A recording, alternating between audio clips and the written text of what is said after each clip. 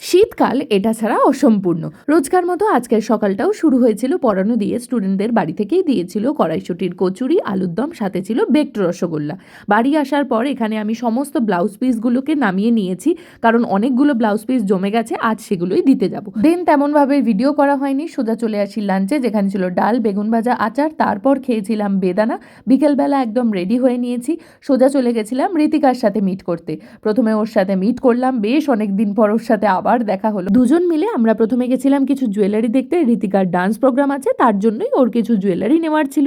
তারপর চলে গেছিলাম আমার ব্লাউজের জন্য লেস কিনতে। সেটা কেনার পর এক জায়গায় রাস্তায় দেখলাম গরম গরম মোমো বিক্রি হচ্ছে, তাই আর লোভ সামলাতে না পেরে 2 প্লেট নিয়েই নিয়েছি। শীতের সন্ধে এই গরম গরম মোমো ছাড়া কিন্তু অসম্পূর্ণ। জমিয়ে মোমো খাওয়ার পরই চোখে পড়লো অনেক কার্তিক ঠাকুর বিক্রি হচ্ছে। আমরা এদিকে রিক্সা করে পৌঁছে গেছিলাম টেলারের কাছে। ওখানকার কাজ কমপ্লিট করে দুজন গল্প করতে করতে বাড়ি ফিরলাম। বাই।